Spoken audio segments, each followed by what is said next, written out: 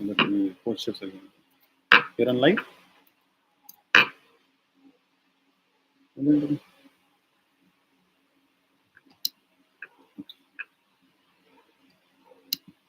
Sir, go ahead.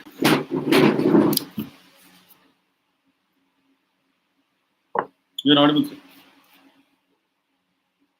Just we'll wait for 2 No, minutes. go ahead, sir. You're on live. Today's lecture, we are on Sale of Goods Act 1930. Here is one of the species of the law of contracts, and it may also be called as specific contracts. Earlier, when this Contracts Act was initiated, we had all the enactments there. We had the Indian Contracts Act, not only the general contracts, but also the specific contracts like indemnity guarantee, bailment, and agency. But it also contained the Negotiable Instruments Act, Sale of Goods Act, Partnership Act, then the Railways Act, and the Carriers Act also, and the Specific Relief Act also were formed part and parcel of the Contracts Act. Slowly, what happened was the Contracts Act was broken up into various fragments, and various laws, separate laws, were passed. The earliest law which was passed in Sale of Goods Act was of 1879. After that, the latest law which is now being implemented is the Sale of Goods Act 1930. Actually, before we go into the subject, it came into force on 1/7/1930. Please note the date, please. It had come into force on 1/7/1930 and enacted to define the law relating to goods. It's begging the question, what exactly is meant by goods? Any form of movable property, any form of movable property like growing grass, timber, and growing crops, timber, etc., come within the definition of the word goods. Goods are something like in our daily use, your motor car, your auto rickshaw, then your cycle, your utility items, all are called goods. So, whenever we purchase goods, you or me are entitled to know the quality, whether it's of good quality, whether it's a good make, whether the quality it has undergone quality control, and when it's rolled on the market, whether it corresponds to the utility as well as the merchantability or viability of that product. So there must be a law which should regulate the sale regarding movable properties concerned. All sale of movable property or the laws governing transfer of movable property or any other transaction is contained in an enactment called the Sale of Goods Act. First and foremost is we must know the definitions part of it which occur throughout the act. For example, you have first what you mean by. Please remember, in the colloquial language or in our ordinary sense, we say ownership, isn't it? When you acquire proprietary rights over a property, you say that you are the owner and you are the proprietor. But as far as goods are concerned, the word that is used is property in goods. Please underline this word, property in goods. Property in goods mean as far as movable property is concerned, the corresponding term for ownership is called property in goods. That is, where there is a sale of movable property from one person called the seller to another person called the purchaser, the property which passes on or the proprietary rights which passes on in respect of that movable property or goods is governed by the Sale of Goods Act. So, the Sale of Goods Act covers all transactions relating to movable property. Then the question is the word ownership is not used in the Sale of Goods Act. What is used is property in goods. That means when the title passes on from the seller to the purchaser, it is called property in goods. When you purchase, you become the owner. When you become the owner, the proprietary rights vest with you. That means the property in goods has passed on from the seller to you. You don't use the word ownership. Please bear it in mind. The word that is used in the Sale of Goods Act is property in goods. Are you able to understand, please? Then the second thing is, what is movable property? Please remember, the Sale of Goods Act does not deal with immovable property. There is a separate enactment called the Transfer of Property Act, which governs all laws relating to immovable property. As far as the law relating to movable property is concerned, it is governed by an enactment called the Sale of Goods Act, 1930. Why was this act passed? This act was passed to regulate and control sales relating to movable property or goods. We call it concisely as goods. Any form of movable property is called goods. That is the first definition. Then the next definition is the what you call risk. What do you mean by risk?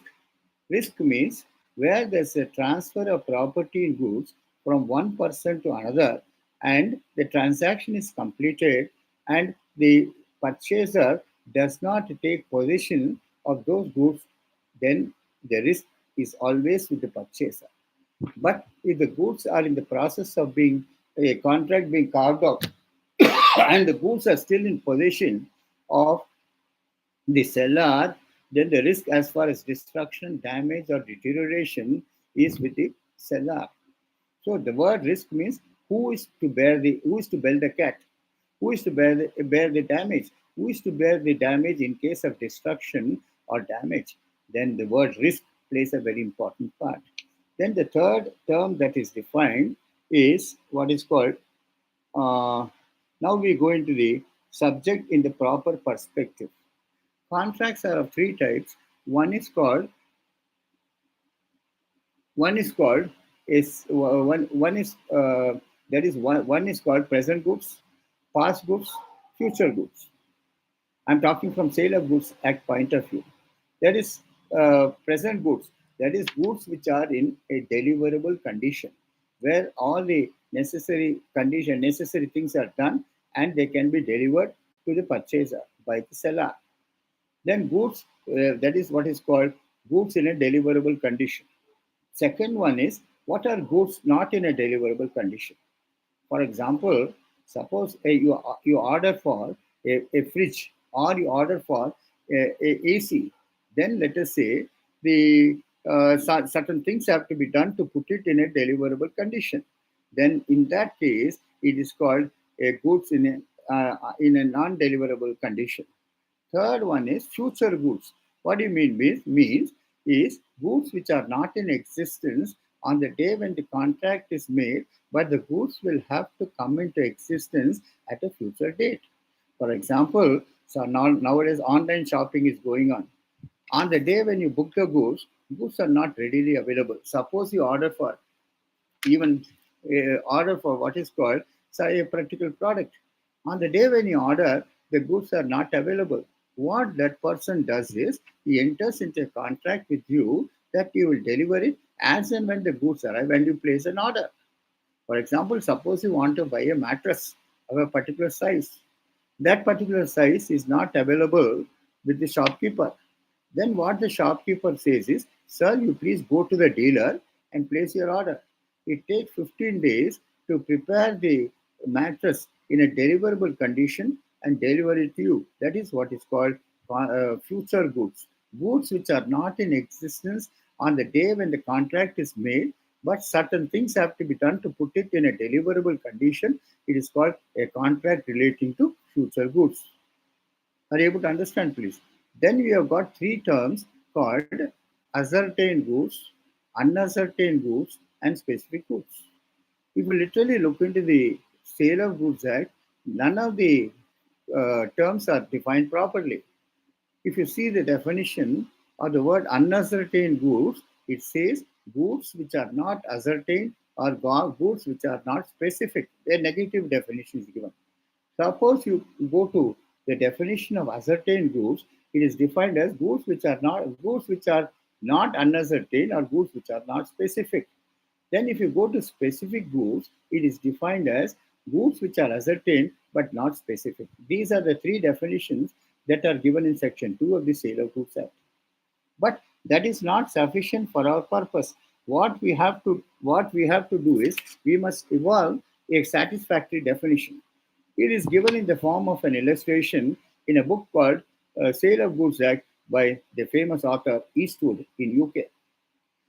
Suppose you are tired from your office and you are getting back home, and on the way home you want to purchase fruits. Then you go to a fruits dealer, and you go with an uncrystallized mind. You do not know what to buy and what not to buy. Then you say that the goods are supposed to be unascertained. That is when you don't crystallize your mind and you don't know what to buy and what not to buy. It is called unascertained goods. Then what do you mean by ascertained, sir? When you go to the shopkeeper, naturally, sir, we don't buy at the price what he quotes. Suppose he says 50 rupees per suppose he says 100 rupees per dozen. Please remember, we are very bad bargainers as males, but females they start with 20 rupees. They'll say, are you going to give it for 20 rupees? Then, no, no, sir, I can't give you for 20 rupees. Then forget about it. Then what that fellow does is, he says, sir, why 20 rupees? Sir, I'll give it to you for 50 rupees. No, no, not 50 rupees, 40 rupees. Normally what happens is a particular price is arrived at and the bargain is struck. Then you go to the shop and then you identify the goods.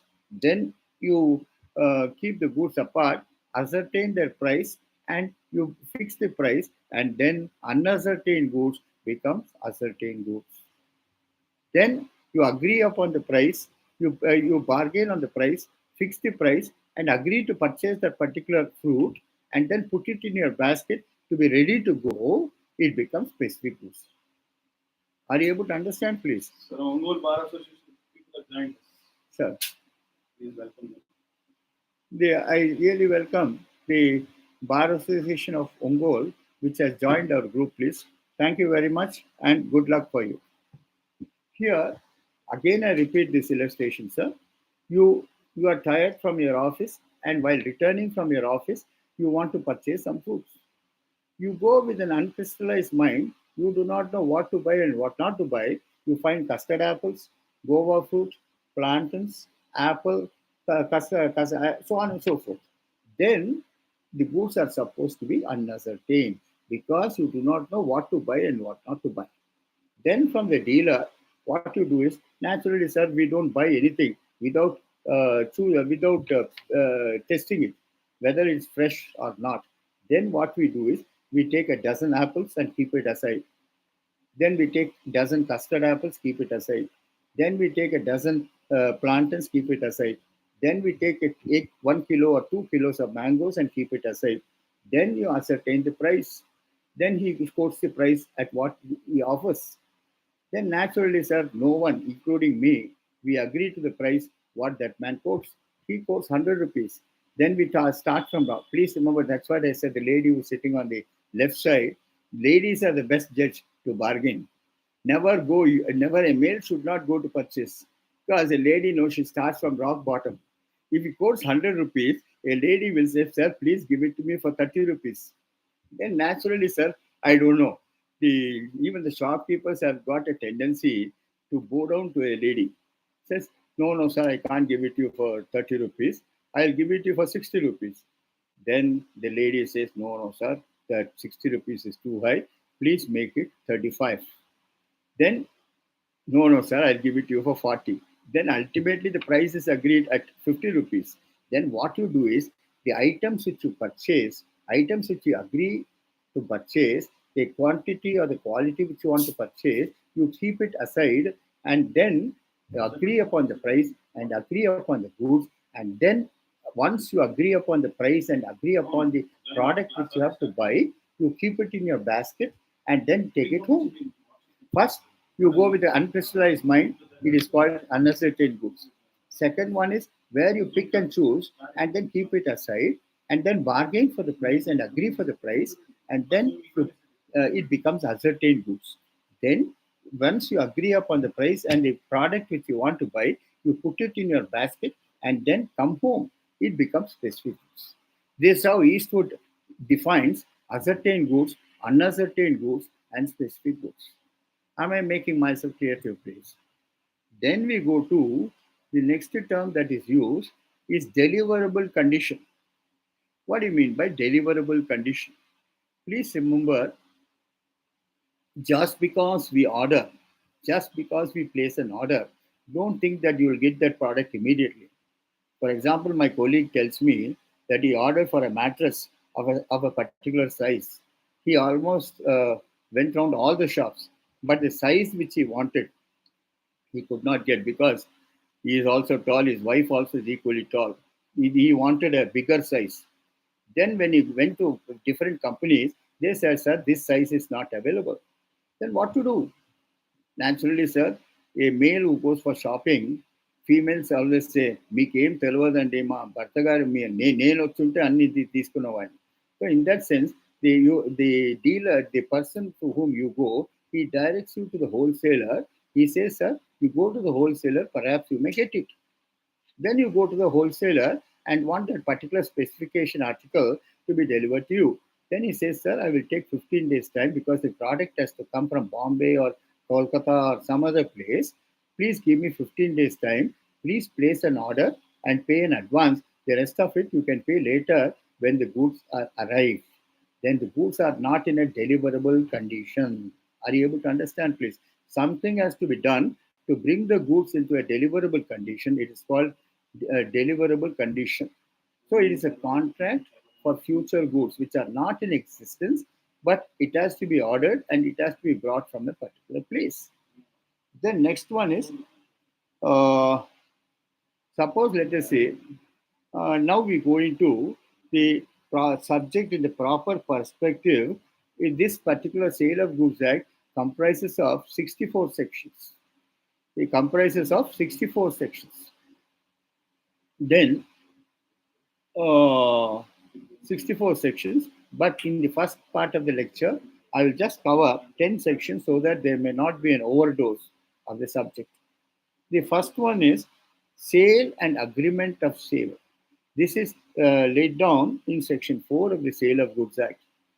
Please remember, agreement of sale is a transaction in future, not immediate, but it is at a later date. For example, I told you the just example I gave you, the mattress which you order is not readily available, but he promises to sell you that product as and when it is in a deliverable condition, takes an advance from you and gives you a bill and also says this will be the cost. It is called an agreement of sale. That is, in other words, it is an executory contract. A contract which is not enforced or laid down immediately, but to be complied with at a later date. That is called an agreement of sale. Are you able to understand, please? Then, as far as sale is concerned, sale is defined as where there's a transfer of, please note the words, transfer of property in goods from one person called the seller or the vendor to a person called the purchaser, buyer, or vendee for a consideration called the price. Where there is a transaction, where there's a delivery or there is a delivery of property in goods from one person called the seller to the purchaser or the vendee for a consideration called the price, it is called a sale. But where a contract is made, goods are not in a deliverable condition. As soon as it comes in a deliverable condition and arrives, it is called an agreement of sale.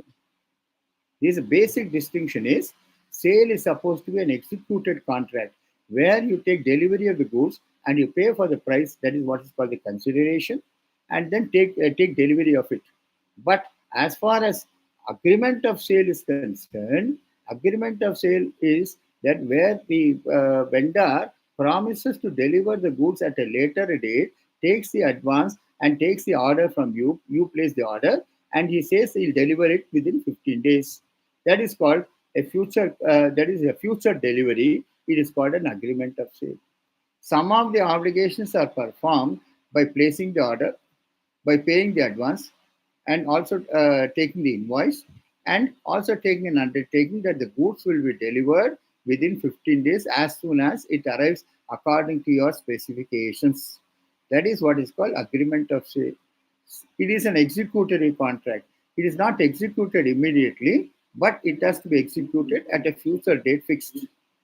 But as far as a sale is concerned, where there is a passing of property in goods from one person called the vendor to another person called the vendee for a consideration called the price. So sale is supposed to be an executed contract where the delivery and the price is paid contemporaneously or simultaneously. So, basic distinction arises in the case of a risk.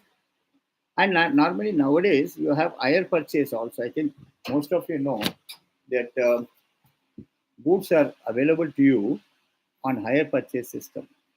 I think perhaps a noted example is that of Bajaj Electronics. You say you pay 1 rupee, you can take delivery of the goods, but PDCs are taken from you, or what is called post-dated checks are taken from you. Let us say you want to pay it within 48 days. Then 48, I'm sorry, uh, 48 installments. The EMIs have to be paid. For that, the amount is worked out, and every installment in the form of EMI you have to pay, and the check will be presented for payment. And on presentment, you must provide sufficient funds so that the checks are honored. But please remember, as far as hire purchase is concerned, you do not become the owner because the ownership or the property in goods rests with the seller. And as far as you are concerned, perhaps you may be the possessor of the mobile property, but you do not become the owner. And the risk as far as agreement, as far as this hire purchase is concerned, you as a possessor has to bear the loss. The seller is nowhere responsible for it. For example, suppose let us say I order for 500 bales of, 500, 500 quintals of rice. You know, all of us consume the best product called Sona Masuri. Sona Masuri is not grown in Telangana to the best of my knowledge. It comes either from Karnool or some other place. Then in that case, what happens is the it has to be packed, it has to be emptied and then packed in bags and then stitched properly, handed over to a carrier, and the person will deliver the goods. It is called what is called it may be a sale. It becomes a sale only when you receive the goods on delivery and pay the price. It is called a sale, where the property in goods pass on from the seller to the purchaser on the payment of the price called the consideration. It is called a sale. But where there is a contract for 1 year saying that about 10,000 bags, quintals of rice will be sold to you at a particular price, at a particular time, and within particular interval, then in that case, it is an agreement of sale. As and when the consignment arrives in stages, it becomes a sale because the property in goods, as far as the consignment is concerned, the part consignment is concerned, belongs to you, and the seller has to perform his part of the contract by supplying you the rest of it within the time frame, that is within quarter, within half year or 3/4, whatever it is, that may be the contract. So the distinction between sale and agreement of sale is a sale is supposed to be where there is an immediate transfer of property in goods. Please remember, you don't use the word ownership, though it means the same, but technical name is property in goods from one person called the seller to a person called the purchaser. It is called a sale. Where there is an agreement made agreeing to supply certain quantity and quality of a particular product at a future date in installments, it is called an agreement of sale. But please remember, as far as the mobile properties are concerned, don't ask for a contract to be made or an agreement to be made. What they make is they make the invoices, and according to the invoices, they send it to you. When you agree on the price, when you agree on the bulk, and the terms of delivery and the terms of payment, then it becomes a contract. Not at the time when you make it. It is at the most an agreement of sale. So, as far as agreement of sale is concerned, title remains with the vendor. Title does not pass to the purchaser. It is regarding future goods mostly. But as far as sale is concerned, where the title or what is called property in goods passes on immediately on delivery of the goods or payment of the price.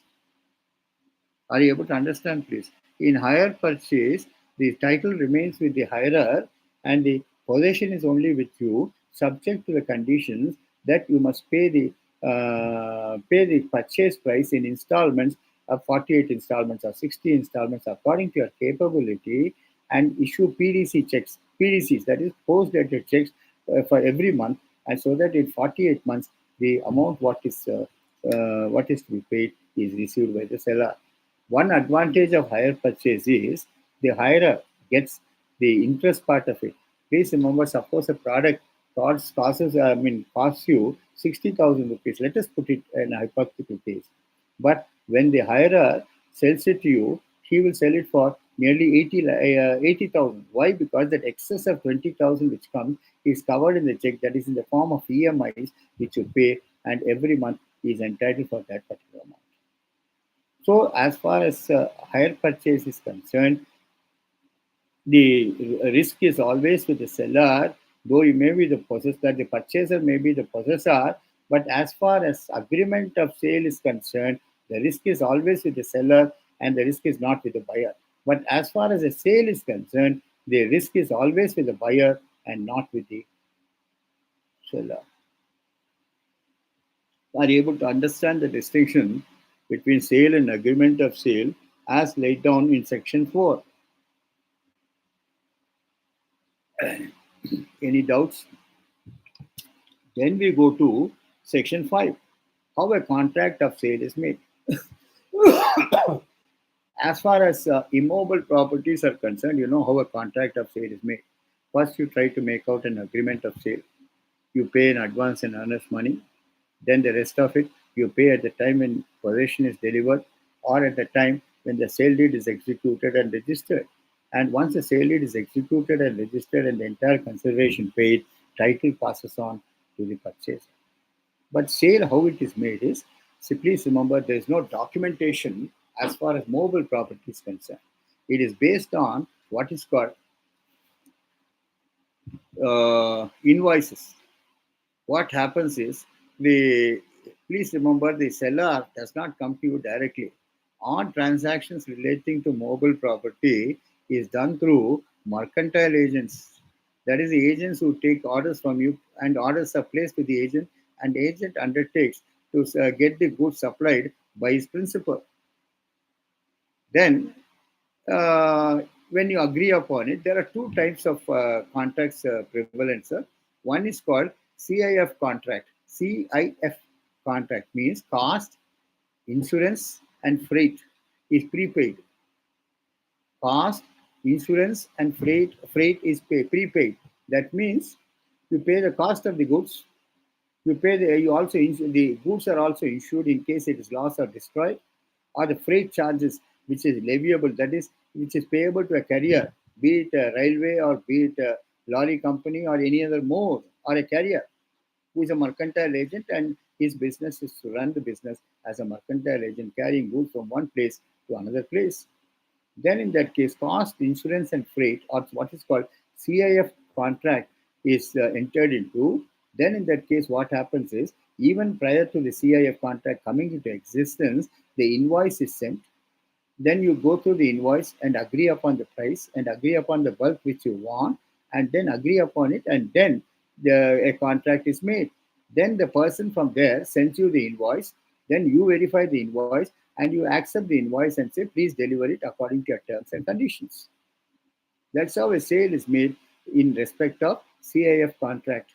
But there is one more type of contract called forwarding contract.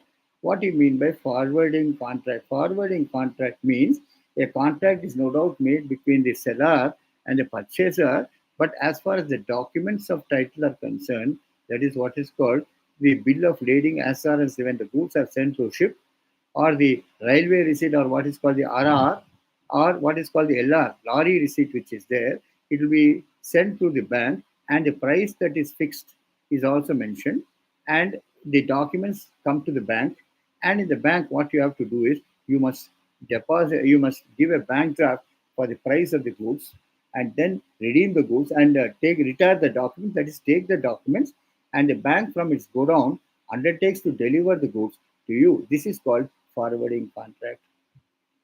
So sale is made in different ways, sir. Sale is normally made. There is no documentation at all. It is only what is called the invoice which is quoted, invoice which is accepted.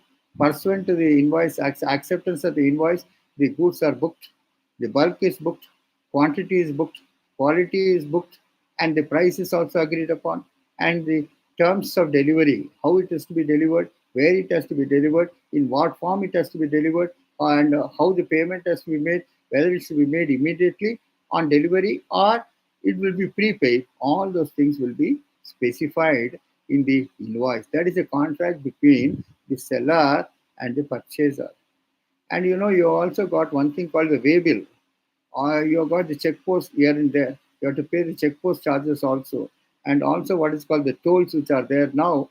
The toll charges also have to be paid. They will all be quoted, and you have to pay it either immediately or at a future date by forwarding contract, by depositing the draft with the bank, and then taking delivery of the documents, and then go to the godown, or the lorry transport company itself delivers the goods at your shop premises.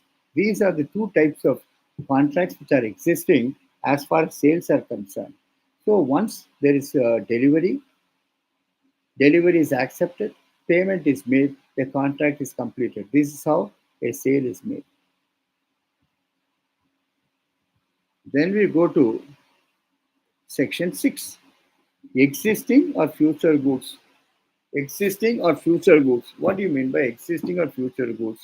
Existing goods means goods which are readily available in the shop where you place the order. They are deliverable immediately according to your directions, subject to payment of the price and the quantity that has to be delivered. It will be delivered at your doorstep either by an auto, or either by a tempo, or by a lorry, or by any other mode. Goods which are already existing, nothing has to be done to bring the goods in a deliverable condition. That is what is called existing goods. What do you mean by future goods? For example, when you place a bulk order for supply of hosiery items, or for blouse pieces, or for sarees, so on and so forth, goods are not readily available, sir. But something has to be done to bring it in a deliverable conditions. That means, for example, if you place an order for hosiery items, the cotton has to be ginned, it has to be worked in the mill, and then the finished product has to be brought into existence, and the finished product has to be handed over to the carrier or a mercantile agent to be carried from one place to another. It is called future goods. So goods which are existing means goods which are existing in a deliverable condition on the day when the order is placed. That is called existing goods. What do you mean by future goods? Future goods is goods which are not readily available, but certain things have to be done to put it in a deliverable condition and to be delivered to you. It is called future goods. That is what section section 6 lays down. Then goods perishing before making. See, after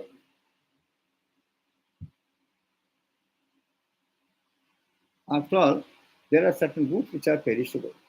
Can you quote examples of perishable goods, sir?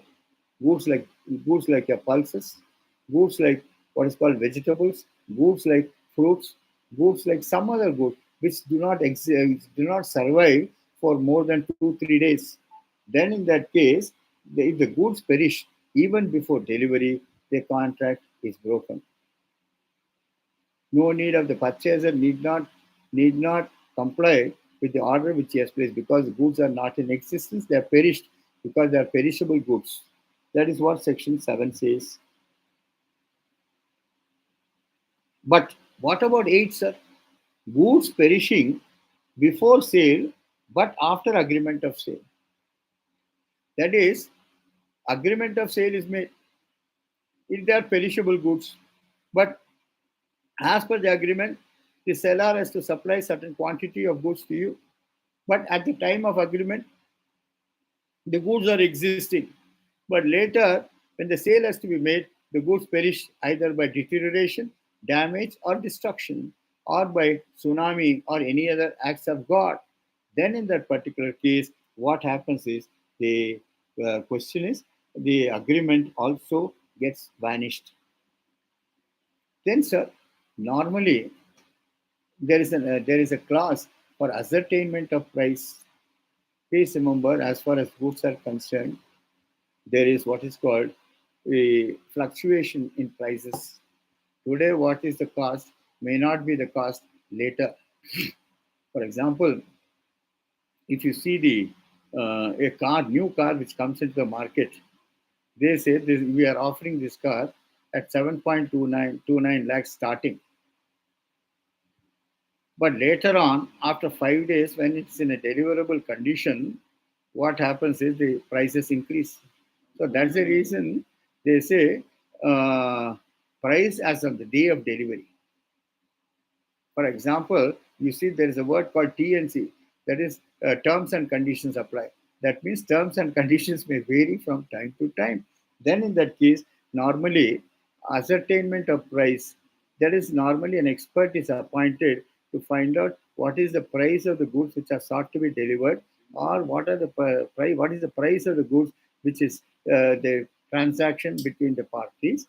Then, in that case, if a third party is appointed to ascertain the price and to give a report as far as the price of that goods is concerned, then Section 9 says that third party can value the goods and ascertain the price, and that at that price the goods will be delivered and the money will be paid. That is Section 9. Then normally Section 10 goes further to say that agreement to sell at valuation. Section 10 says agreement to sell at valuation. That's why it is said TNC apply. That is subject to a valuation being fixed, a value being ascertained by the what you call by a valuer, approved valuer, and the valuer gives his report, and according to the valuation, the price is ascertained and the agreement is made. For example, suppose you go for a gold loan. Suppose you go for a gold loan, you pledge your jewels. The jewels are weighed, and please remember, no gold ornament is prepared without adding copper. Copper is a basic element that is used in making jewels. Because normally, gold, though you say it's a precious metal, that unless you add this copper, it doesn't attain that weight or it doesn't get that weight. And especially gilded stones are also there because now ladies, what they do is according to the dress they wear, suppose they wear a red sari, they wear a red necklace and with gilded stones, and they also have a red chapels, and they also have, of course, that's the only thing you can choose. Other things are also according to the color. The blouse also which they wear is also red color. The sari which they wear is also red color. According to the what is called when it agrees with that, they go for that particular thing. Here it is said that Section 10 says agreement to sell at valuation. That means agreement to sell at valuation means when you go for a gold loan, what the approved valuer of the bank does is he weighs the jewels which you are offering as a pledge, or with golds which you want to pledge, or gold which you want to offer it as a security for the due repayment of the loan. Then what he does is he first gives the value. Then from that he takes out the value because it is mixed with copper. That value is removed. Then the making charges is also removed, and also what is called the depreciation which occurs is also removed. And ultimately, the price is agreed upon, and according to a particular gram, the price is fixed. That is subject to valuation. Normally the valuer carries with him a stone where he can find out whether it is a genuine ornament or whether it's a fake. It's a covering which is offered as security. Then only after his report is given, you get the gold loan. So then here also agreement to sell at valuation. So whatever value is fixed, and according to that, the sale transaction is agreed upon. Then stipulation as to time, section 11. Please remember, time plays a very important part as far as mobile property is concerned, and more particularly in the case of perishable goods, goods which cannot remain for a longer period. Then, in that particular case, the sale and purchase take place contemporaneously, and a time frame is fixed within which the sale has to be completed. So, there are stipulations which are incorporated where it says the contract has to be completed within a time frame. That is what is called stipulation. Stipulations means conditions that are imposed in the transaction of sale between the vendor and the vendee. That is what section 11 says. These are all small sections, please. But the next section is very important. What is called conditions and warranties. Please remember, in law of torts they say there is a term called puffing up. Please remember, if you open your radio or you open your television set or even you open your cell phone, there you have lot of advertisements. Please, 1 minute, please.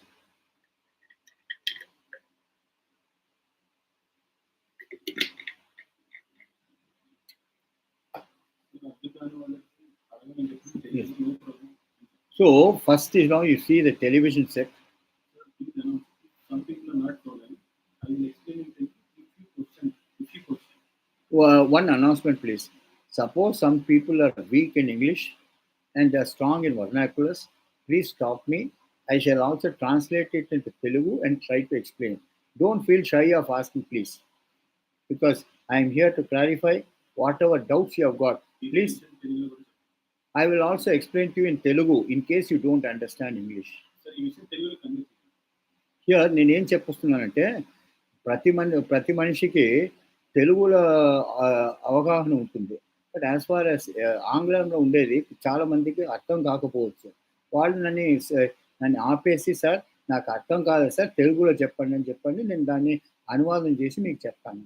Okay, మీరు దానికి సిగ్గుపడినక్కర్లేదు, వెనకాడినక్కర్లేదు. And ఇది doubts తోటి మీరు తిరిగిపోమాకండి. నేను ఎంత స్లోగా పోతానో అంత స్లోగా పోతాను. నాకు కంప్లీట్ చేసేది పెద్ద ప్రాబ్లం లేదు, కానీ మీకు అర్థం అయ్యేటట్టు నేను చెప్పాలి. అర్థమైందండి?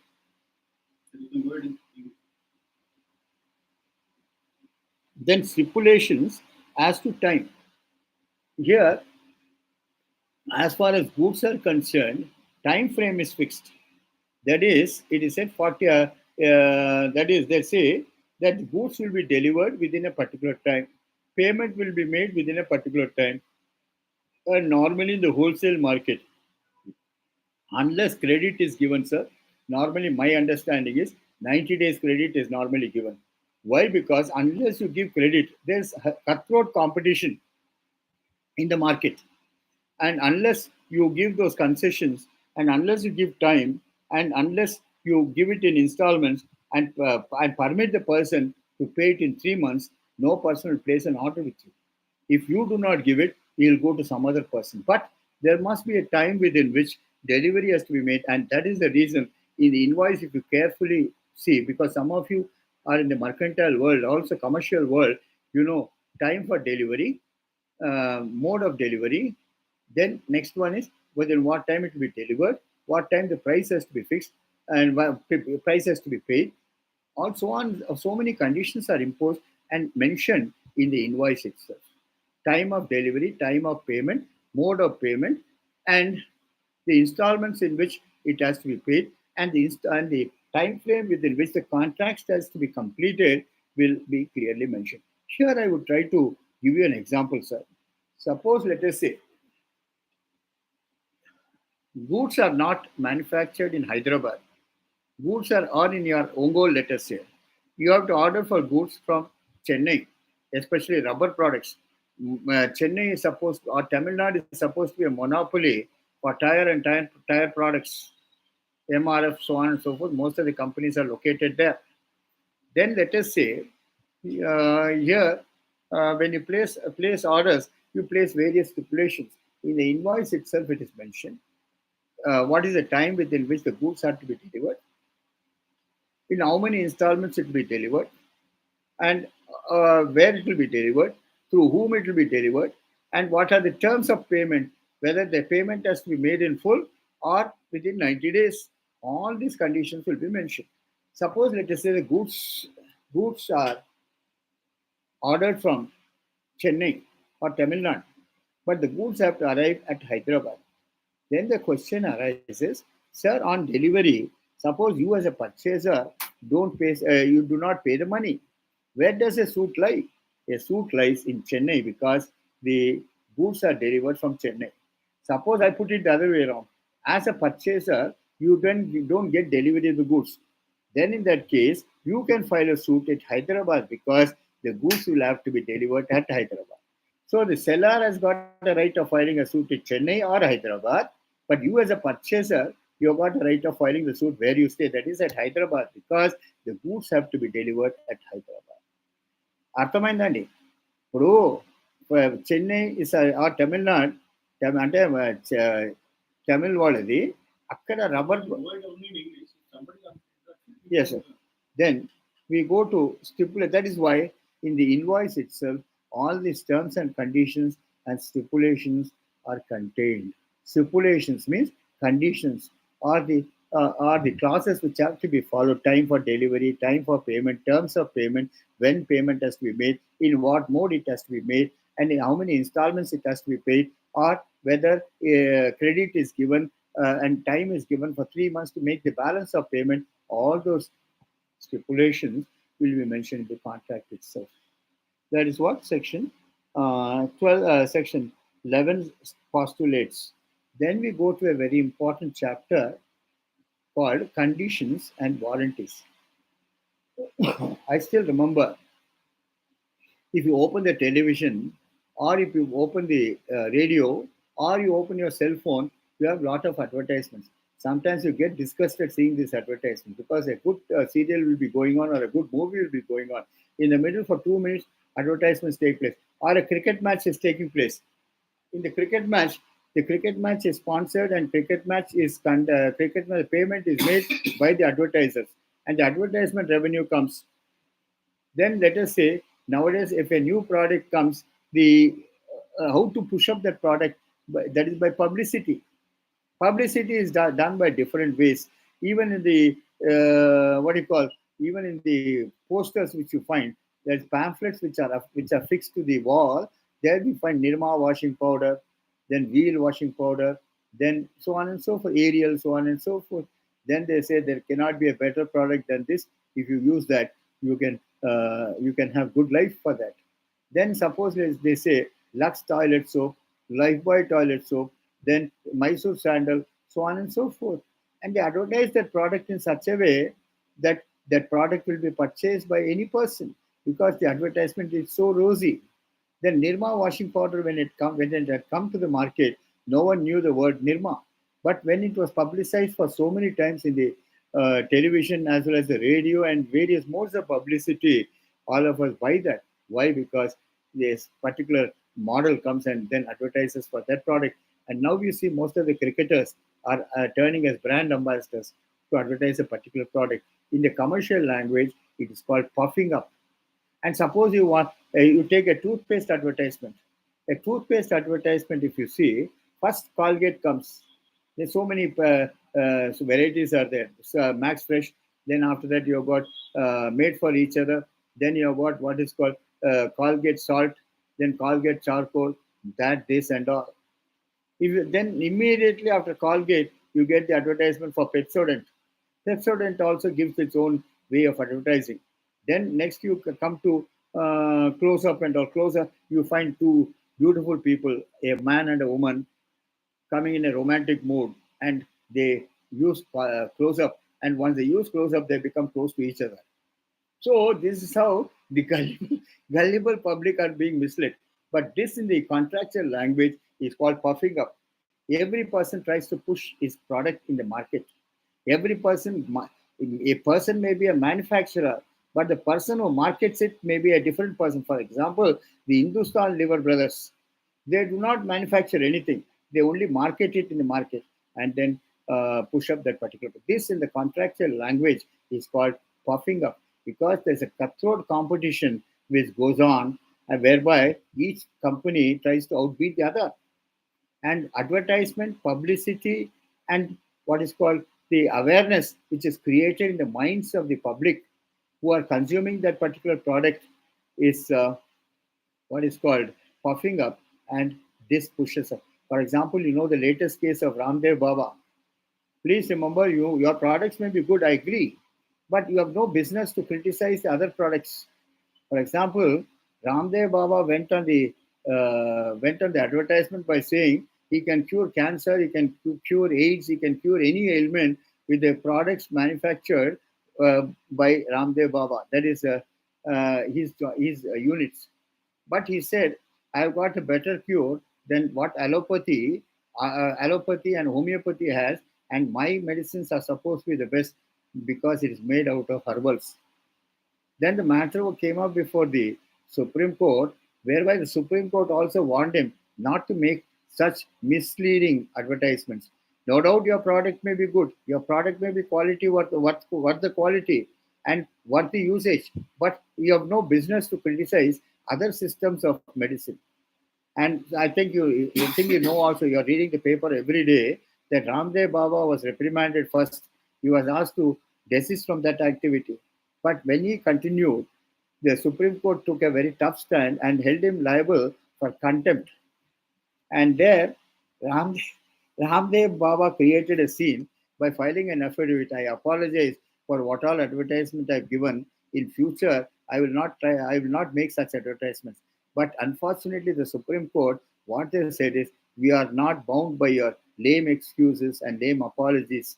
But when you are initiating contempt proceedings against you, you are liable for punishment. That's how it stands. So please remember, you advertise your product, you try to circulate your product throughout the country, but you have no business to criticize another product or another system of medicine whereby they are belittled. For example, he said, "I've got a cure for COVID." But when he said he has got a cure for COVID, he can stop with that. But he said there is no cure in allopathy, there is no cure in homeopathy, there is no cure in other systems. Or he says the product which is manufactured by me, let us say honey or butter or this ghee and all, is made from deshi products made in India, but other things are all contaminated, and other things you find impurities, other things are all adulterated. Don't believe or don't trust those products. You have no business to criticize the other systems, please. You advertise your own product, you publicize your own product, but you have no business to criticize another person, because every company has got its own way of manufacturing a particular product, and you cannot criticize it and belittle it in the eyes of the public. What do we know, sir? We are only gullible public. We are not that much educated to know the medicinal values of the various systems of medicine like Ayurveda. Then you've got what is called allopathy or Unani medicine or herbal medicine, so on and so forth. But please remember, when you advertise a product, you have to be very, very careful in not belittling or ridiculing the other systems of medicine. And that's where Ramdev Baba got into trouble. I think most of you know about it also. The Supreme Court, even though he filed the affidavit, they said you are an habitual offender. We are not going to forgive you. Perhaps heavy fine may be imposed as far as he's concerned. Here, so that is the reason, sir. Here, conditions and warranty play a very important part. For example, in India, of course, we are not that fortunate to own a new car. Whenever a new brand comes up, for example, Maruti, seeing the marketability or the availability of the product, the reputation of the company, comes with new cars every time. Then you take Tatas. Tatas have come with different products with different names. Then Renault also comes with different products with different names and different brands. They give you various facilities. For example, nowadays it's become a fashion, sitting in your car without lifting your cell phone. You can talk from your phone, from your car itself.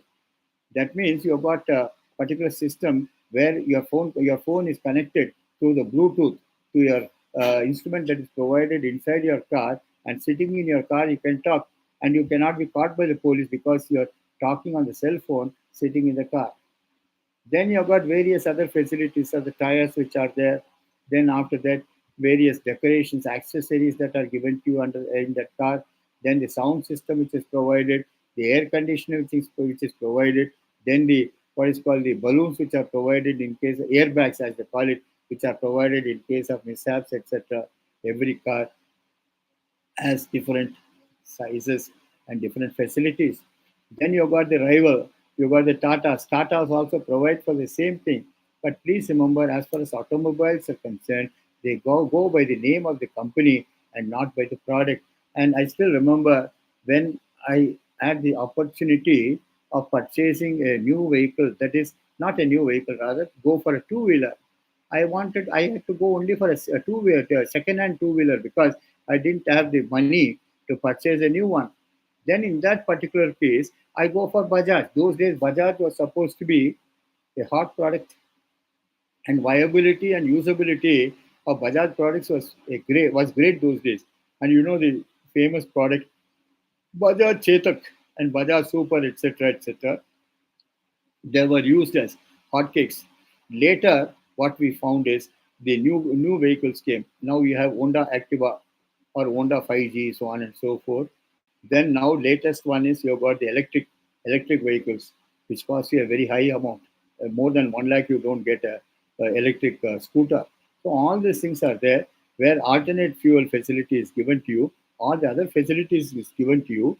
Then in that particular case, naturally the product which is marketed, product which comes into the market, product which comes with lucrative promises, and product which comes regarding the quality control and the merchantability of the product and the usability of that particular product and how it is useful to a person.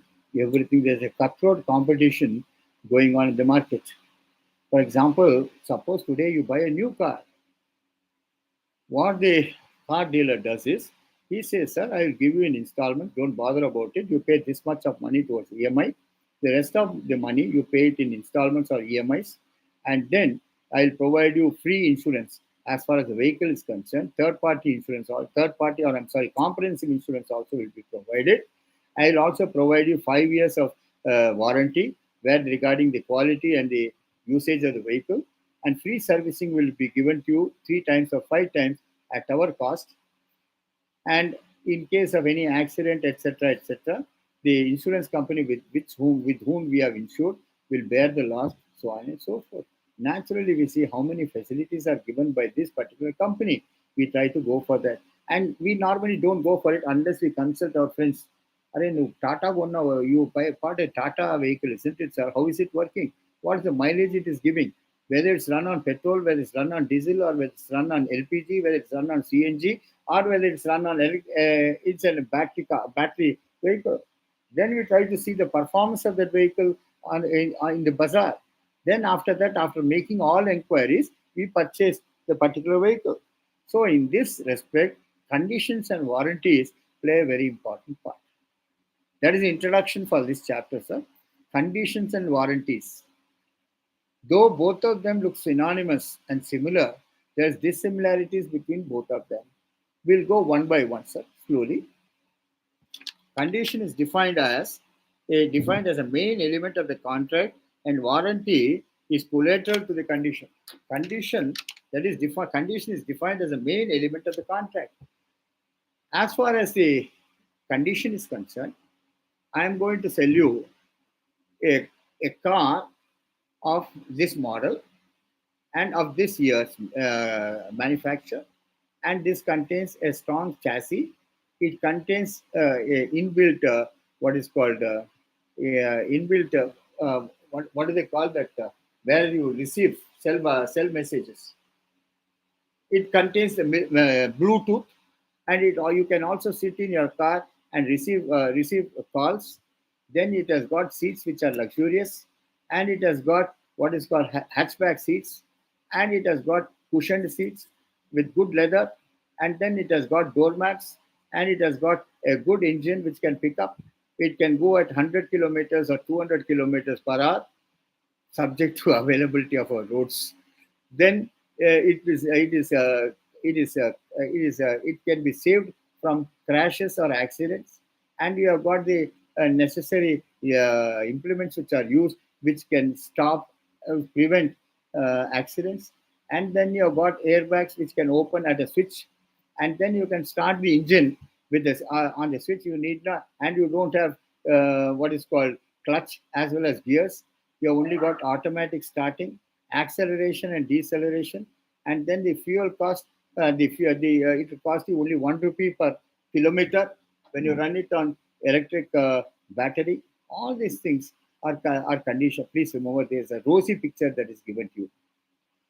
For example, then there are certain conditions imposed.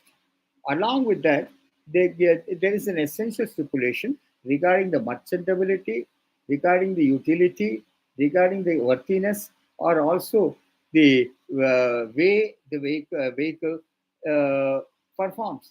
It is called the essential element of the contract. Please remember, no one will go for an automobile which is defective. No one will go for a mobile property which is defective. No one will purchase trouble and get it repaired often, or he'll go for a vehicle which he feels is the best vehicle. That is what is called the condition which is imposed, that this is of this make and this of this model and this contains this chassis, this amount of comforts are given to you. As far as the vehicle is concerned, they are all conditions which are essential to the main purpose of the contract. But along with that, they give you an assurance that they give you 5 year warranty, that in case there is any defect, in case there is any manufacturing defect, patent or patent, or the product is inferior, they give an undertaking that they'll replace it within 5 years, and within 5 years they give you an undertaking that they will replace it or they'll repair the vehicle and then give it to you. That is called a warranty. But it is not. It is only a collateral promise that is given to you. What is the main promise that is given to you? The main promise that is given to you is that that the goods which are delivered to you is of merchantable variety, it is of good quality, and it has been used, and it has also stood the test of time, and it has been approved by many, and it has got a certification. And nowadays, I think for car they give the Euro certification. And suppose a particular product, let us say ghee, butter, etc., you got the ISI brand or FSI brand or whatever it is, then you say agmark that is given to you for butter and ghee. That means it has undergone the quality control. It corresponds to the availability of the product, merchantability of the product, purity of that particular product, and also that the product is worthwhile purchasing. That is called a condition. But they also, what you mean by warranties, that's the main element of the contract. But what is collateral, sir? They say in case of any defect, in case of any repair, in case of any damage, in case of any manufacturing defect, then in that case we'll replace or repair it at our cost within a period of 5 years. It is called a warranty. I think with this particular section, that is section 11, we stop. And in the next class, that is tomorrow, we'll start with conditions and warranties, and also the distinction between conditions and warranties.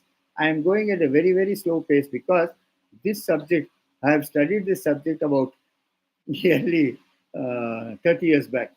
The question is, I have to recap and also give it and come to your standard and give it to you in such a way that you understand. In case you don't understand in English, please kindly stop me and ask me in vernacular. I'm prepared to clear your doubts, please. Now we go to the interaction period.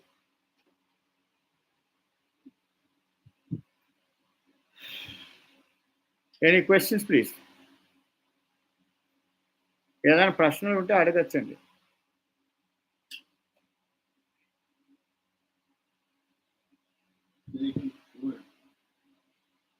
No, we'll stop with section 10.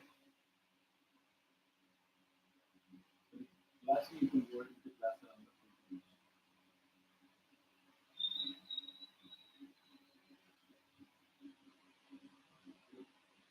Sir, go ahead, sir.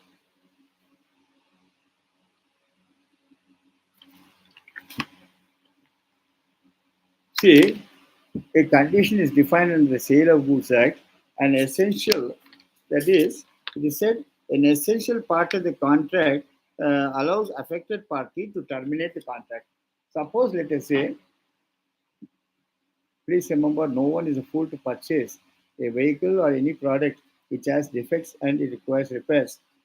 Here, the essential condition is one, which is an essential part of the contract. And then, in case of breach, breach means violation, the person who is affected can terminate or repudiate the contract for because of the breach of condition and also claim damages. So, condition is one which is an essential part of the contract. In case of violation or in case of breach, the affected party can repudiate, that is, retract or resign from the contract, terminate the contract, and also claim damages. That is conditions in case of violation. But as far as the warranty is concerned, it warranty, what do you mean, sir? There is an assurance given to you regarding the quality, performance, and fitness of the product. It says it corresponds to a particular quality, it has undergone quality control, and it is also, as far as performance is concerned, it gives you beautiful performance. And as far as the fitness of the product is concerned, it is fit to be utilized. So, in other words, condition is an essential element of the contract, breach of which gives a right to the affected party to repudiate the contract or terminate the contract and also ask for damages. But as far as warranty is concerned, it assures what is called quality performance or fitness or effectivity of the product. Here it says it's of good quality, it is of a particular make. So these products are used, these materials are used, these are the facilities that are available, and as far as the performance is concerned, it's 100% good or it is fit to be driven in the market, used in the market. That is called a warranty. And we assure you that it corresponds to quality, performance, as well as the fitness of the product. And in case it's proved otherwise, the person who is so affected cannot repudiate or cannot avoid the contract, but he can only ask for damages. Then second one is conditions are fundamentally and directly, that is, in case the conditions are violated, then in that case, only the contract can be repudiated, avoided, and damages also can be claimed. But as far as warranty is concerned, you cannot avoid the contract, but only damages can be claimed.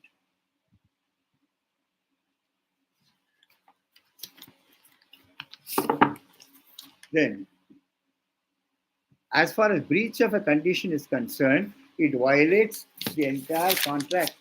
A breach of a condition violates the entire contract because it's an essential part of the contract, the condition in which a particular product is sold to you, and that is the reason the entire contract fails, and it gives rise to resigning the contract, repudiating the contract, and also asking for damages. But as far as warranty is concerned, you can't ask for repudiation, but you can ask only for damages. Uh, Here, conditions are imposed or stipulated because to avoid spurious promises being made, spurious conditions being imposed, spurious conditions which are never obeyed, it is always violated. Then, in that case, a condition which is imposed which does not conform itself to the terms of the contract, the contract can be avoided. Contract can be avoided, and damages also can be claimed. But as far as warranty is concerned, since warranty is only secondary, that is, warranty is given because to avoid spurious goods coming into the market. Then, as far as breach of warranty is concerned, replacement is offered or repairs are conducted as per the terms of the warranty. I think, Avinash, our question. yes, Avinash want to comment. yes, Mr. Avinash. Yes, Mr. Avinash.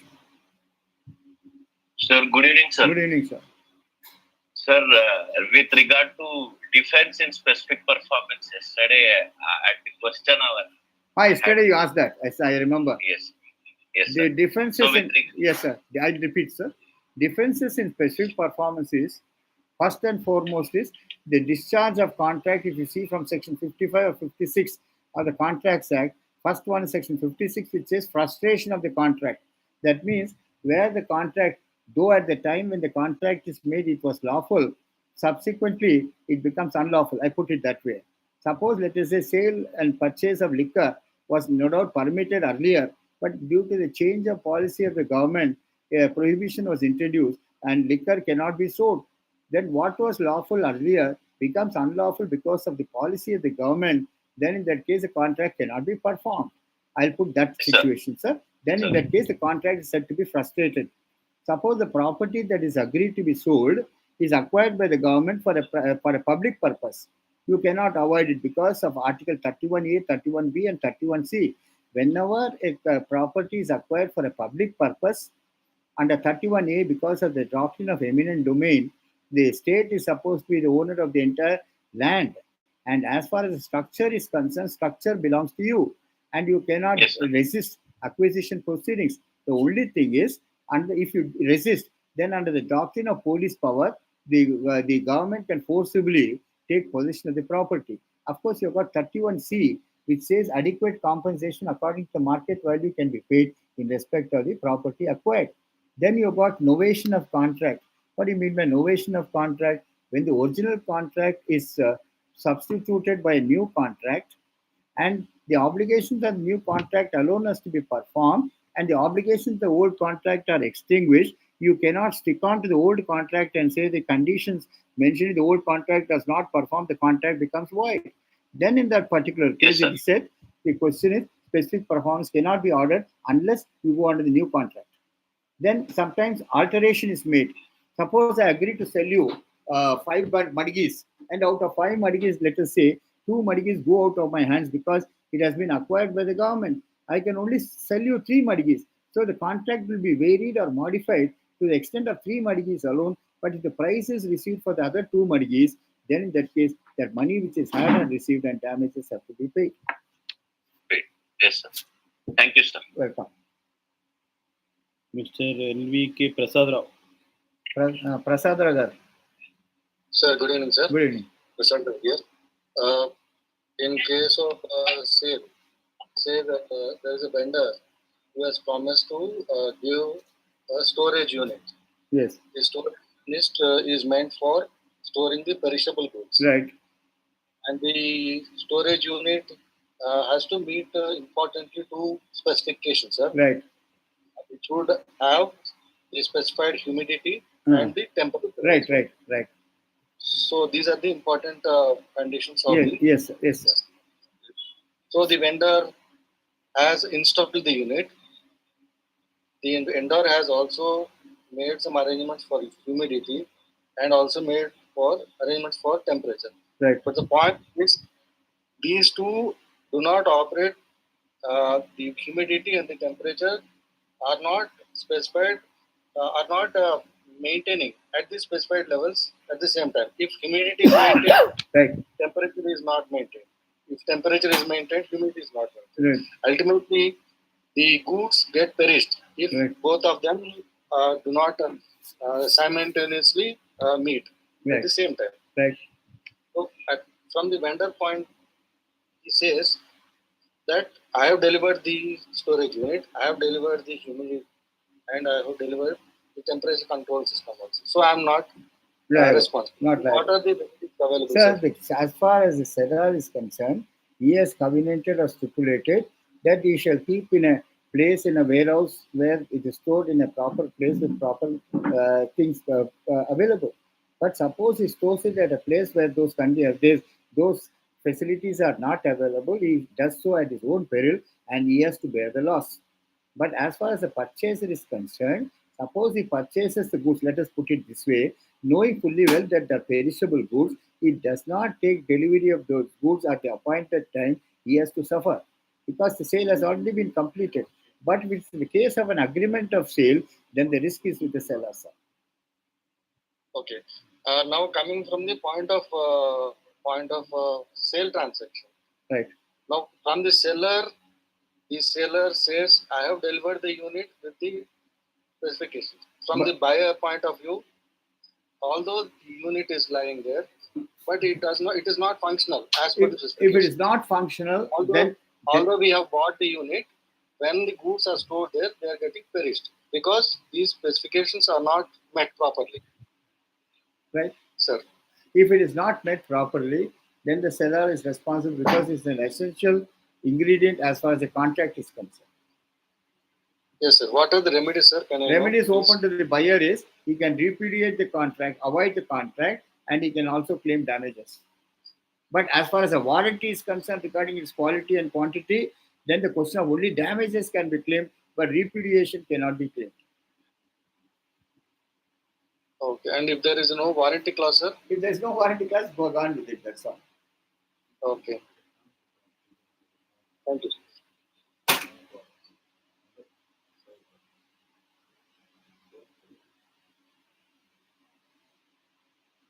Yes, next. Good evening, sir. Yes, good. Yes, sir, Mr. Muralidhar. What is the connection and difference between this Consumer Act and Contract? Consumer Act and Consumer Protection Act. Consumer Protection Act is first and foremost is there is one section called Section 2O, which says that Consumer Act will apply in two conditions. Once there is a deficiency of service or inferiority as far as the services are concerned, and there is a relationship of consumer and provider of services. But the Consumer Act has now been amended to such an extent, a carrier is responsible only to the extent of 150 rupees for the loss of goods. He is not responsible for the entire consignment fees. But to Consumer Act to apply, the question is there must be a relationship of service provider and a person availing services. Unless that basic condition is satisfied, Consumer Act does not apply. And that too, there is a limitation also. A consumer dispute has to be initiated within 2 years period. That is a limitation period as far as the consumer dispute is concerned. Under the Viniyogadaruల Chattam.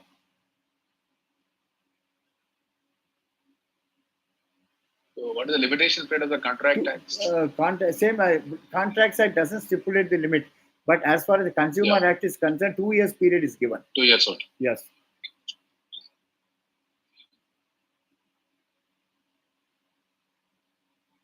Next. Any more doubts, sir? Anybody? Sir, good evening, sir. Good evening, This is Anuradha Anuradha. Bakkaraju. Tell me, madam. Yes, sir. Sir, I have purchased a consumer food, consumer durable, Any doubts, madam? Any doubts, sir? for which there was a warranty, but unfortunately I lost the bill. Right. And I remember the date. Yeah. So, can I claim it? You have not got the? Bill. I lost the bill. Purchase bill.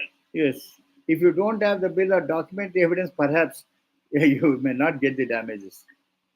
I remember the date.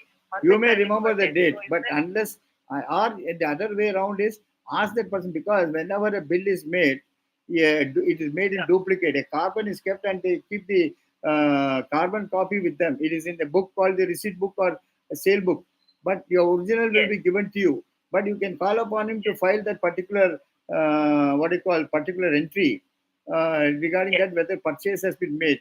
But in case you have got a Xerox copy of that particular bill, you can always file it under the provisions of Section 65B of the Evidence Act by way of secondary evidence.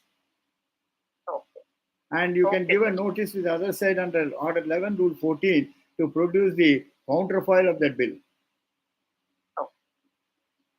Okay, sir. Yes. Thank you. Right.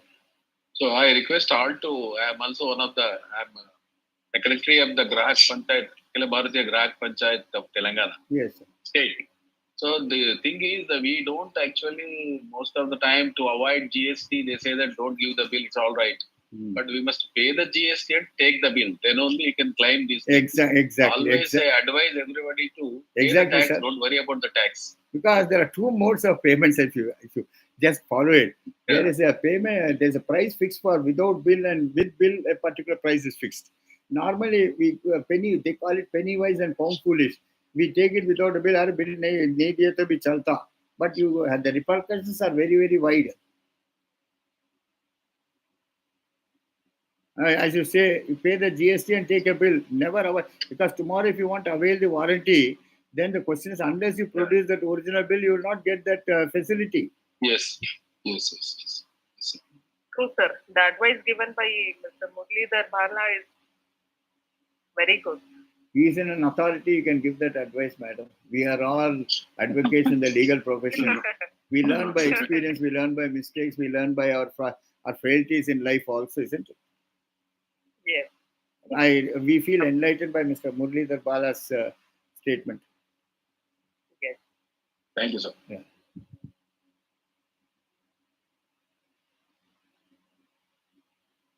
Because of, I want to put one more thing. Anybody This else? is Yes, Mr. Muralidhar. this is actually one of the wins from the RSS party, like a BJP. It's a 50 wins are there for RSS. Bharatiya Mazdoor Sangh, Akhila Bharatiya Vidya BMS, Parishad, so on and BMS. so on. Yeah.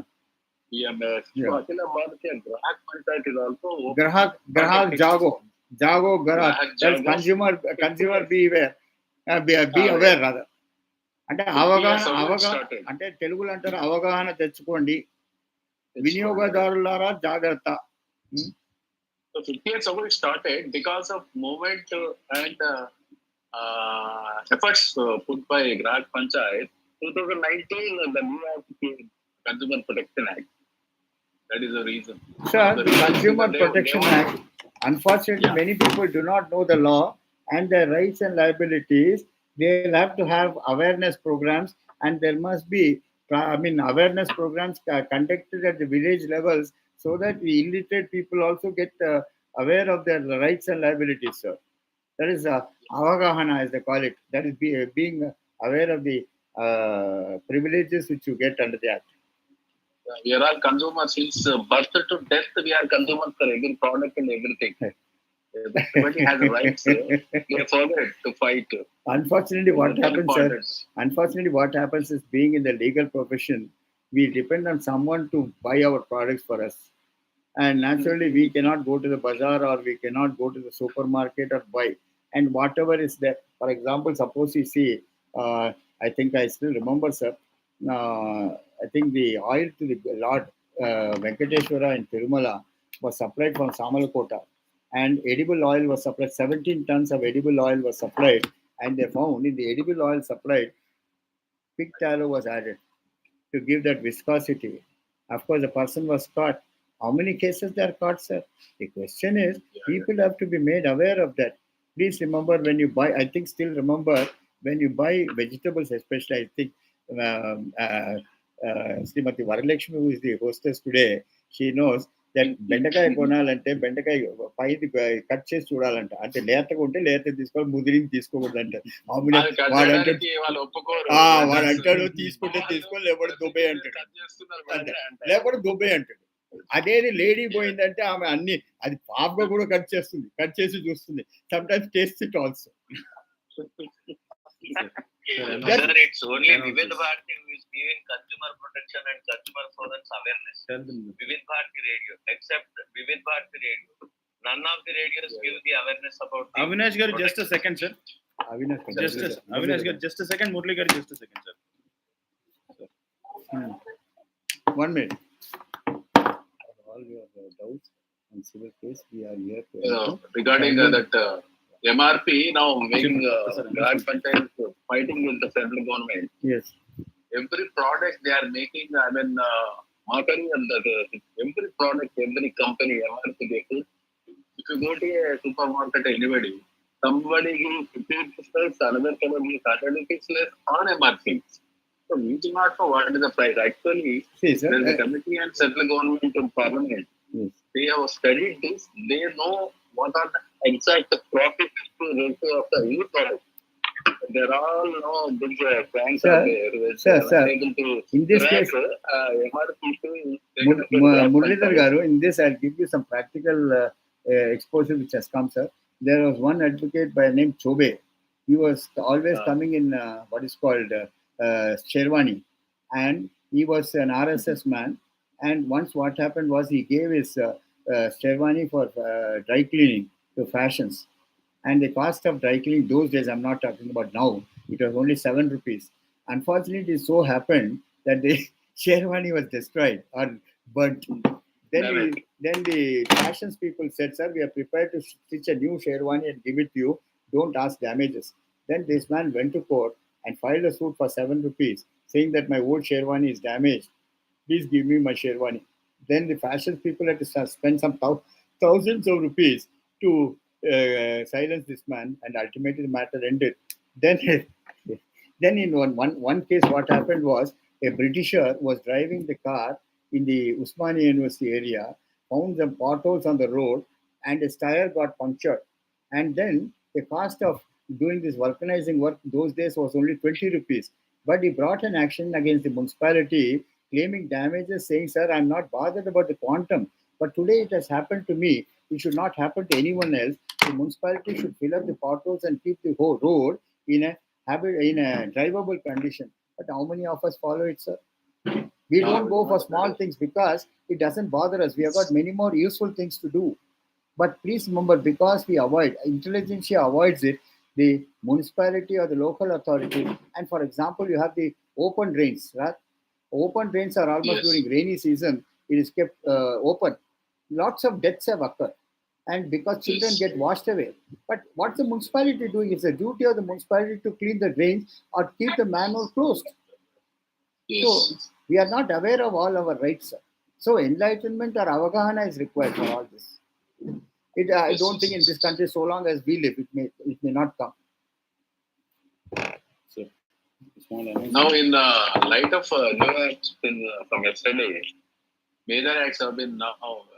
BNSS, the BNS. Sir, I am the first critic of the new act, sir. Because enormous powers have been given to the police. Police has become the parallel authority now to decide cases. Already, can you explain, sir, what are the enormous powers? Pardon? Which section? What are the enormous powers? You see, the 3 FIRs can be filed. It's a discretion of the police to register the FIR, not to register the FIR. The FIRs can also be registered online. All these things are only the main problem now. Normally, should not say that our people try to avoid FIRs. Now we have a legal permission to avoid the FIR, registration of the FIRs now. Sir, I still remember Mr. Murlidhar, I had an episode which happened in the High Court. There was one judge by name Justice Sadatullah Hussaini who was using the word Bosidike. When a scheduled caste advocate had come, he used that word Bosidike. And this man said, "Sir, are you using that word against me?" Then this man said, the judge said, "No, sir, I'm just saying it generally." Then this man lodged a complaint, "Sir, I'm an SC candidate," and the particular judge used that word Bosidike. Then the Chief Justice called him in the chambers and asked him, "Why did you use that word?" Then this man went inside and said, "Koi Bosidi ka shikayat kar to ye Bosidi ka mere ko aake pooch raha." Then he said, so I think it happened during Chief Justice Prabhashankar Misra. And this man, Prabhashankar Misra. Yes, okay. And this man said, "Sir, I'm a Marathi Muslim. Bosidike is not a word which is a what you call a bad word. General we use it." Then there was one other controversy also. Perhaps there was a mega serial Amlok. In that, the old lady uses the word Laundia and Launda. So Laundia is a bad word. But Launda, but in UP, Haryana, that word is used. So these things go on, sir. Next question, sir. Please. Thank you. Mr. Shreya. Madam, okkasari announce cheyara, madam. Varalakshmi garu. Evaro Shreya? Srijo. Joe garu. Sir, before just announce it. Ascertainment of price. Can I explain about ascertainment of price? Pardon? Ascertainment of price. Ascertainment of price means you can also make your own inquiries or get a valuer appointed, get an expert appointed, what that price it can fetch. After ascertaining what the probable price of that product, you can pay and make a contract according to that. That is called after ascertainment of price. Naturally, you don't go to one shop, you go to 10 shops, you take a catalog and then try to ascertain what amount of discount can be given. And whoever gives you the higher discount, you go to that person. Sir, one announcement I have to make, sir. All of us are beginners in the profession or learners in the profession. Any doubts you have got as far as civil cases are concerned, our services are always available. In addition to the lectures which we are giving, you can contact Srimati Varalakshmi on phone number 8555 849 850, which is displayed on your uh, on the code chat box also. Any more questions? We wind up the lecture with this, and I'm going at a very slow pace because it is a learning for me also. I learned this subject about 40 or 45 years back. Sir, 52 years, sir. Now I'm relearning it again. Though I'm a specialist as far as mercantile is concerned, some of the things have evaporated from my brain, but still my memory is still alert. Thank you. Sir, can you please repeat the phone number once again? 1 minute. 8555 Okay. 849 Okay. 850. Okay, sir. Thank you. Right. Welcome.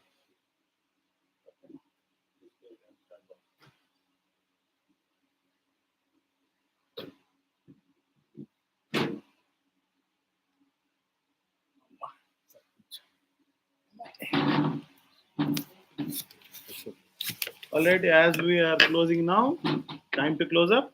We'll see you tomorrow. Thank you very much. Varalakshmi, please conclude the class. And we'll see you again tomorrow. Thank you very much for your cooperation. Thank you. Bye-bye. Thank you.